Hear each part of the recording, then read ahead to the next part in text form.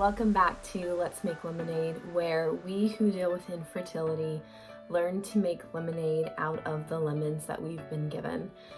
If you're new here, my name is Salina and I am in the middle of IVF.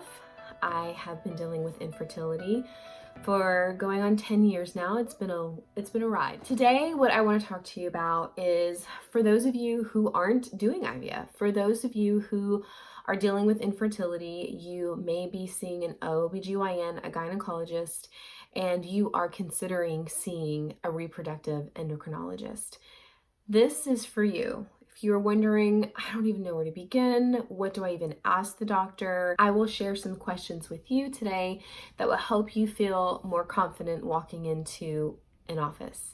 Before I go into those questions, I want you to know that the first person that you see doesn't have to be the person that you go with. If you are in a city where you have options, I would say see all of them if you can, and really nail down which doctor will be best for you. For me personally, the doctor that I'm with now is the fourth RE that I saw.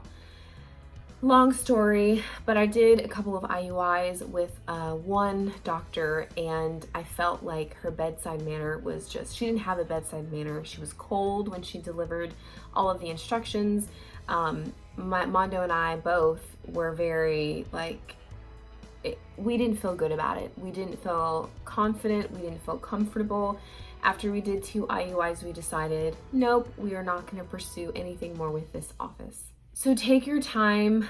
I know that it feels like time is wasted, but if you can go ahead and book all of your consultations with the doctors that are around you, I would say do it. You and your husband go and just really talk about it and figure out which one that you feel better about. Which one did you like the office more? You felt peace with the office. You liked the staff and how they talked to you. And even with the receptionist, was she nice? Was she kind? All of those things will help you decide which doctor you want to stay with. Because at the end of the day, when you're in the midst of it all and you're in the middle of it, and if you find that you're not happy with your doctor, you can most certainly switch. And I encourage you, if you're not happy, to switch with someone else. However, if you can avoid all of that and just figure it out and be proactive in the beginning, that is going to make your life a little bit easier. When you go into your consultation, you're going to explain your history. So your doctor should give you enough time. You should feel freedom to be able to say the things that you need to say, tell he or she your experience, talk about what is happening, what is not happening, how long you've been trying. And I know for me, my doctor said, okay, so after I talked, he said, what is it that you hope? What is your goal? What are you wanting from this? And I felt really loved and heard. And so I hope that you do too. Whenever you decide which doctor you're going to land with, that you feel like, okay, this is it. As you go in, your doctor may say all of this ahead of time. My doctor was super thorough. I had a couple of questions. However, I felt like I didn't really have to say much because he pretty much said everything. So these are if your doctor doesn't say them, this should help you to help get all that information out. So if you are not aware of all the tests that will be done in the beginning, say, okay, which tests will I need? What are you going to be testing for? And they'll say AMH, FSH, different things. Also, your husband will need to get a semen analysis as well. If you are married and you aren't doing this by yourself, then your doctor will tell you all the tests that they will need to pretty much give you a diagnosis and figure out what they can see is the issue, could possibly be an issue. You can ask, okay, so based on my history and the experience and the things that I've told you up until now, what are my options? What do you think will give me the best scenario to get pregnant? So for me, when I first started treatments, I believe I was 27, 28, started on Clomid, I started on Femera, and then we did IUIs. However, when I went back to the RE way years later, I'm 35 years old, and he's like, we're not doing that stuff. You've tried long enough. We're going straight to IVF. So depending on your age and your circumstance, your doctor will give you the best option for you. Next question, what are your success rates for women like me, for women my age, women in my circumstance? I've never been pregnant but I've miscarried. Depending on what it is, you can ask your doctor what are the success rates. And also, you can ask, like for me, IVF, when you do IVF, you have an option for fresh transfers or you have frozen transfers, and there's so much to go into that. But for me, I asked, okay, what are the best success rates for this office here? Are your success rates the best in fresh transfers or with frozen? And so for my doctor, he's like, well, most of them do frozen, so therefore our success rates are best in frozen. Next question you can ask, okay, so this is plan A. How many rounds of plan A do I need to do until we go to plan B? And I feel that this gives you a sense of reassurance and comfort that, hey, if plan A doesn't work out, then you know that there's a plan B right after. You can ask your doctor, is there anything that I can do to improve my chances of success? For example, for me, we knew that when we had our consultation, it was in November. However, we didn't actually start our egg retrieval until January of 2019.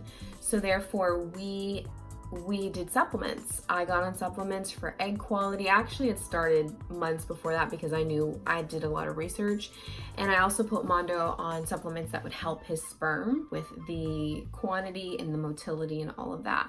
So if you have some time, if you have 3 months is a really, really a good amount of time to be on supplements, then I encourage you to do it. I know for me, I wanted to make sure that I gave my body the best chances possible, and our egg retrieval went pretty well for our age, and I really think that supplements helped a lot. So ask those questions, and if you have time before IVF in order to, whether it's whatever protocol that your doctor has for you, do that to give yourself the best chances for your cycle. The question that even though we don't really want to know the answer to, we have to know the answer to, how much is the treatment going to be? Will my insurance cover this? Those are questions that are super important that you will need to know ahead of time.